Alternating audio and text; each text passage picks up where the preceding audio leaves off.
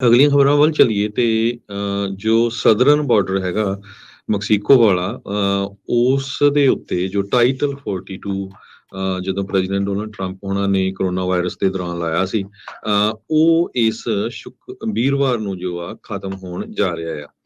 ਸੋ ਇਹਦੇ ਸੰਬੰਧ ਦੇ ਵਿੱਚ ਜੋ ਸੀਵੀਪੀ ਵਾਲੇ ਆ, ਬਹੁਤ ਸਾਰੀਆਂ ਨਾਨ ਪ੍ਰੋਫਿਟ ਆਰਗੇਨਾਈਜੇਸ਼ਨਸ ਆ, ਉਹ ਕਹਿੰਦੇ ਵੀ ਅਸੀਂ ਪੂਰੀ ਤਰ੍ਹਾਂ ਪ੍ਰੀਪੇਅਰ ਨਹੀਂ ਵੀ ਇੰਨੀ ਵੱਡੀ ਗਿਣਤੀ ਦੇ ਵਿੱਚ ਜੋ ਲੋਕ ਅਮਰੀਕਾ ਦਾ ਬਾਰਡਰ ਕ੍ਰਾਸ ਕਰਕੇ ਆਉਗੇ, ਉਹਨਾਂ ਨੂੰ ਇੱਕੋ ਟਾਈਮ ਤੇ ਕਿੱਦਾਂ ਹੈਂਡਲ ਕਰ ਸਕਦੇ ਆ। ਕਹਿੰਦੇ 25,000 ਦਾ ਫਿਗਰ, ਕੋਈ 10,000 ਦਾ ਫਿਗਰ ਇਹ ਦੱਸ ਰਿਹਾ ਹੈਗਾ ਬਾਰਡਰ ਦੇ ਉੱਤੇ। ਇੱਕ opportunity centre for homeless L Paso Texas ਦੇ ਵਿੱਚ ਆ। ਉਹਨਾਂ ਨੇ ਕਿਹਾ ਸਾਡੇ ਕੋਲ ਵੀ ਇੰਨੇ ਲੋਕਾਂ ਨੂੰ ਹੈਂਡਲ ਕਰਨ ਦੇ ਲਈ ਜਗ੍ਹਾ ਨਹੀਂ, ਵੀ ਉਹਨਾਂ ਨੂੰ ਕਿੱਥੇ ਰੱਖਿਆ ਰੱਖਣਾ। ਜਾਊਗਾ। ਇਸੇ ਤਰ੍ਹਾਂ ਯੂਐਸ ਕਸਟਮ ਤੇ ਬਾਰਡਰ ਪੈਟਰੋਲ ਏਜੰਟਸ ਨੇ ਆਲਰੇਡੀ ਬਾਰਡਰ ਦੇ ਉੱਤੇ ਕਾਫੀ ਸਖਤੀ ਜਿਹੜੀ ਆ ਉਹ ਕਰ ਦਿੱਤੀ ਆ। ਕਹਿੰਦੇ ਵੀ ਇਸ ਸਖਤੀ ਦੇ ਬਾਵਜੂਦ ਵੀ 8,000 ਦੇ ਕਰੀਬ ਡੇਲੀ ਐਨਕਾਊਂਟਰਸ ਹੁੰਦੇ, 8,000 ਦੇ ਕਰੀਬ ਹਰ ਰੋਜ਼ ਉਹ ਲੋਕਾਂ ਨੂੰ ਫੜਦੇ ਹੈਗੇ ਆ। ਤੇ ਜਦੋਂ ਹੀ ਇਹ ਟਾਈਟਲ ਖਤਮ ਹੁੰਦਾ ਤੇ 25,000 ਤੱਕ ਪਹੁੰਚਣ ਦੀ ਇਹ ਨੰਬਰ ਪਹੁੰਚ ਸਕਦੇ ਆ। ਜੋ ਡਿਪਾਰਟਮੈਂਟ ਆਫ ਹੋਮਲੈਂਡ ਸਿਕਿਉਰਿਟੀ ਦੇ ਸੈਕਟਰੀ ਐਲਹੈਂਡਰੋ ਮੈਰਕੋਸ ਆ, ਉਹਨਾਂ ਨੇ ਬਰਾਊਨਸਵਿਲ ਟਾਊਨ ਦੇ ਵਿੱਚ ਇਹ ਦੱਸਿਆ। ਇਹ ਉਹੀ ਟਾਊਨ ਆ ਜਿੱਥੇ ਆਪਾਂ ਤੁਹਾਡੇ ਨਾਲ ਖਬਰ ਸਾਂਝੀ ਕੀਤੀ ਆ ਵੀ ਕਿਸ ਤਰ੍ਹਾਂ ਇੱਕ ਸਿਰਫਿਰੇ ਨੇ ਬੱਸ ਤੇ ਚੜ੍ਹਨ ਵਾਲੇ ਜੋ ਮਾਈਗ੍ਰੈਂਟ ਸੀ ਉਹਨਾਂ ਦੇ ਉੱਤੇ ਆਪਣੀ ਕਾਰ ਚੜਾਤੀ, ਜਿਹਦੇ ਨਾਲ 8 ਜਣਿਆਂ ਨੂੰ ਮਾਰ ਦਿੱਤਾ। ਸੋ ਇਹ ਸਾਰੇ ਕਾਸੇ ਦੇ ਵਿੱਚ ਜੋ ਟੈਕਸਸ ਦੇ ਗਵਰਨਰ ਆ ਗ੍ਰੈਗ ਐਬਟ, ਉਹਨਾਂ ਨੇ ਕਿਹਾ ਵੀ ਟਾਈਟਲ 42 ਦੇ ਐਕਸਪਾਇਰ ਹੋਣ ਦੇ ਨਾਲ ਕਹਿੰਦੇ ਵੀ ਅਸੀਂ ਦੁਨੀਆ ਨੂੰ ਇਹ ਦੱਸਣ ਜਾ ਰਹੇ ਆ ਵੀ ਸਾਡੇ ਬਾਰਡਰ ਪੂਰੀ ਤਰ੍ਹਾਂ ਖੁੱਲੇ ਆ ਤੇ ਜਿਹੜਾ ਮਰਜ਼ੀ ਇੱਥੇ ਆ ਸਕਦਾ ਹੈਗਾ ਆ। ਸੋ ਉਹਨਾਂ ਨੇ ਕਾਫੀ ਜੋ ਤੰਜ ਆ ਉਹ ਵਾਈਟ ਹਾਊਸ ਤੇ ਕੱਸਿਆ ਤੇ ਇਹ ਕਿਹਾ ਆ ਵੀ ਇਹ ਇੱਕ ਤਰ੍ਹਾਂ ਦੇ ਨਾਲ ਕੈਟਾਸਟ੍ਰੋਫਿਕ ਡਿਜ਼ਾਸਟਰ ਹੋਊਗਾ।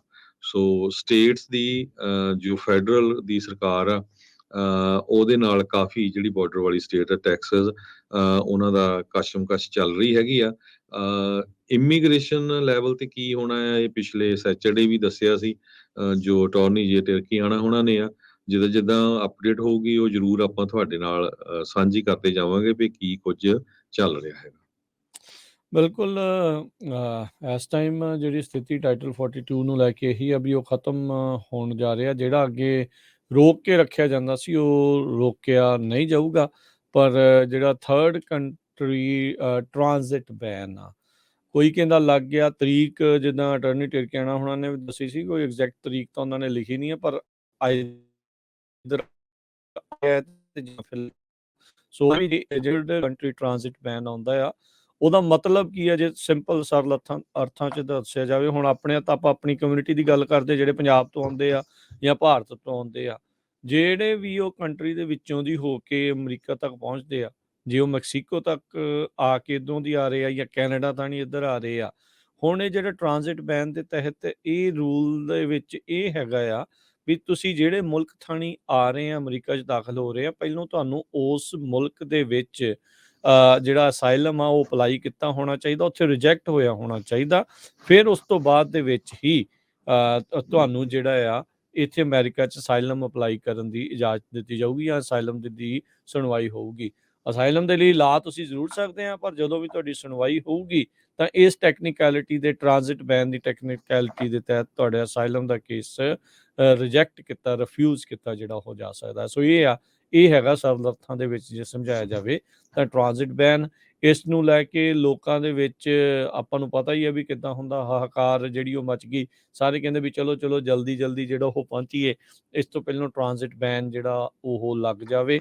ਸੋ ਹਜ਼ਾਰਾਂ ਦੀ ਸੰਖਿਆ 'ਚ ਲੋਕ ਉੱਥੇ ਬਾਰਡਰ ਦੇ ਪਰਲੇ ਪਾਸੇ ਇਸ ਟਾਈਮ ਕੈਂਪਾਂ ਦੇ ਵਿੱਚ ਕੈਂਪਿੰਗ ਕਰ ਰਹੇ ਆ ਵੀ ਜਿੱਦਾਂ ਹੀ ਟਾਈਟਲ 42 ਹਟੂਗਾ ਤੇ ਫਿਰ ਅਸੀਂ ਸਿੱਧਾ ਜਾ ਕੇ ਅਮਰੀਕਾ 'ਚ ਦਾਖਲ ਹੋ ਕੇ ਅਸਾਈਲਮ ਦੀ ਮੰਗ ਕਰਾਂਗੇ। ਉਹ ਡਿਟੇਨ ਕਰਕੇ ਰੱਖਣਗੇ, ਰੱਖਿਆ ਜਾਊਗਾ, ਨਹੀਂ ਰੱਖਿਆ ਜਾਊਗਾ, ਉਹ ਕੀ ਹੋਊਗਾ, ਇਹ ਵੱਡੀ ਸਥਿਤੀ ਆ। ਉੱਤੋਂ ਆਪਾਂ ਨੂੰ ਇਹ ਵੀ ਪਤਾ ਆ ਵੀ ਸਾਰੇ ਪਾਸੇ ਇਮੀਗ੍ਰੇਸ਼ਨ ਦੇ ਮਸਲਿਆਂ ਦੇ ਵਿੱਚ ਟਾਈਮਿੰਗਸ ਜਿਹੜੀਆਂ ਆ ਉਹ ਬਹੁਤ ਬੈਡ ਚੱਲ ਰਹੀਆਂ ਆ। ਲਗਾਤਾਰ ਜਿਹੜੇ ਡਿਲੇਜ਼ ਆ ਉਹ ਵੱਧਦੇ ਜਾ ਰਹੇ ਆ। CBP ਉਹ ਕੈਚ ਅਪ ਨਹੀਂ ਕਰ ਪਾ ਰਹੀ ਵੀ ਕੀ ਚੱਲ ਰਿਹਾ, ਕਿੱਦਾਂ ਹੋਊਗਾ। ਫਿਰ ਇਸੇ ਪੱਧਰ ਦੇ ਉੱਤੇ ਆਪਾਂ ਦੇਖਿਆ ਸੀ ਕੁਛ ਮਹੀਨੇ ਪਹਿਲਾਂ ਤਾਂ ਸਾਰਿਆਂ ਨੂੰ ਹੀ ਵਿਦਆਊਟ ਇੰਟਰਵਿਊਜ਼ ਵੀ ਜਿਹੜਾ ਉਹ ਛੱਡੀ ਜਾ ਰਹੇ ਸੀ ਵੀ ਚਲੋ ਕੋਈ ਨਹੀਂ ਜਾਓ ਬਾਅਦ 'ਚ ਦੇਖਾਂਗੇ, ਤੇ ਉਹ ਪਤਾ ਨਹੀਂ ਵਾਰੀਆਂ ਕਦੋਂ ਜਿਹੜੀਆਂ ਆਉਣਗੀਆਂ ਕਦੋਂ ਨਹੀਂ ਆਉਣਗੀਆਂ, ਪਰ ਸਥਿਤੀ ਕਾਫੀ ਕਸੂਤੀ ਜਿਹੜੀ ਇੱਥੇ ਵਿੱਚ ਬਣਦੀ ਜਾ ਰਹੀ ਹੈ। ਬਾਈਡਨ ਐਡਮਿਨਿਸਟ੍ਰੇਸ਼ਨ ਨੇ ਬਾਰਡਰ ਦੇ ਉੱਤੇ 1500 ਦੇ ਕਰੀਬ ਐਕਟਿਵ ਡਿਊਟੀ ਟਰੂਪਸ ਜਾਣੀ ਕਿ ਫੌਜੀ ਲਾ ਦਿੱਤੇ ਆ। ਕਹਿੰਦੇ ਵੀ 2500 ਨੈਸ਼ਨਲ ਗਾਰਡਸ ਹੋਰ 90 ਦਿਨਾਂ ਦੇ ਲਈ ਭੇਜਣ ਜਾ ਰਹੇ ਆ। ਅੱਜ ਜੋ ਹੋਮਲੈਂਡ ਸਿਕਿਉਰਿਟੀ ਦੇ ਚੀਫ ਹੈਗੇ ਆ ਮੇਰਕਸ, ਉਹਨਾਂ ਨੇ CNN ਨੂੰ ਦੱਸਿਆ ਹੈਗਾ। ਸੋ ਇਹਦਾ ਮਤਲਬ ਇਹ ਆ ਵੀ ਕਾਫੀ ਸਖਤੀ ਵੀ ਜਿਹੜੀ ਆ ਬਾਰਡਰ ਦੇ ਉੱਤੇ ਉਹ ਕਰਨ ਜਾ ਰਹੇ ਆ। ਦੂਜੇ ਪਾਸੇ ਜਿਹੜੇ ਸ਼ਹਿਰਾਂ ਦੇ ਵਿੱਚ ਇਮੀਗ੍ਰੈਂਟਸ ਨੂੰ ਭੇਜਿਆ ਜਾ ਰਿਹਾ ਸੀ, ਉਹ ਆਪਾਂ ਪਹਿਲਾਂ ਵੀ ਖਬਰ ਸਾਂਝੀ ਕੀਤੀ ਸੀ, ਉਹ ਬੜੇ ਅਪਸੈਟ ਆ। ਖਾਸ ਕਰਕੇ ਨਿਊਯਾਰਕ ਦੇ ਮੇਅਰ ਐਰਿਕ ਐਡਮਸ, ਉਹਨਾਂ ਨੇ ਕਿਹਾ ਵੀ ਅਸੀਂ $350 ਮਿਲੀਅਨ ਫੈਡਰਲ ਗਵਰਨਮੈਂਟ ਤੋਂ ਫੈਡਰਲ ਐਮਰਜੈਂਸੀ ਮੈਨੇਜਮੈਂਟ ਏਜੰਸੀ ਤੋਂ ਫੰਡ ਮੰਗਿਆ ਸੀ ਵੀ ਸਾਡੇ ਕੋਲ 58,300 ਅਸਾਈਲਮ ਸੀਕਰ ਆਲਰੇਡੀ ਪਹੁੰਚ ਚੁੱਕੇ ਆ। ਇਹ ਸਿਟੀ ਆਫ ਨਿਊਯਾਰਕ ਦੀ ਗੱਲ ਕਰਦੇ ਆ, ਇਹ ਬਾਰਡਰ ਸਟੇਟ ਨਹੀਂ ਹੈਗੀ। ਜੋ ਬਾਰਡਰ ਸਟੇਟ ਤੋਂ ਉੱਥੇ ਭੇਜੇ ਜਾ ਰਹੇ ਆ ਵੱਖ-ਵੱਖ ਏਰੀਏ ਤੋਂ। ਪਰ ਉਹ ਕਹਿੰਦੇ ਸਾਨੂੰ ਸਿਰਫ 30.5 ਮਿਲੀਅਨ ਮਿਲਿਆ। ਹੁਣ ਸਾਨੂੰ ਇਹ ਤੋਂ ਬਾਅਦ ਕਹਿੰਦੇ ਸਾਡੇ ਕੋਲ ਕੋਈ ਸ਼ੈਲਟਰ ਨਹੀਂ ਹੈ, ਐਕਸਟਰਾ ਕੋਈ ਕਿਸੇ ਦੇ ਫੂਡ ਨੂੰ ਪੈਸੇ ਦੇਣ ਲਈ ਨਹੀਂ ਹੈਗੇ। ਸੋ ਉਹ ਕਹਿੰਦੇ ਵੀ ਅਸੀਂ ਹੋਰ ਜੋ ਸ਼ਹਿਰ ਆ ਉੱਥੇ ਉਹਨਾਂ ਨੂੰ ਭੇਜਣ ਜਾ ਰਹੇ ਆ। ਰੌਕਲੈਂਡ ਕਾਉਂਟੀ ਦੀ ਮੈਂ ਤੁਹਾਨੂੰ ਆਲਰੇਡੀ ਦੱਸਤਾ ਵੀ ਉਹ ਕਹਿੰਦੇ ਅਸੀਂ ਆਪਣੀ ਜਿਹੜੀ ਆ ਪੁਲਿਸ ਉੱਥੇ ਲਾ ਦਾਂਗੇ। ਜਿਹੜੀਆਂ ਬੱਸਾਂ ਦੇ ਵਿੱਚ ਮਾਈਗ੍ਰੈਂਟ ਜਾ ਰਹੇ ਆ ਉਹ ਉਹਨਾਂ ਨੂੰ ਅਸੀਂ ਐਂਟਰ ਨਹੀਂ ਹੋਣ ਦੇਵਾਂਗੇ।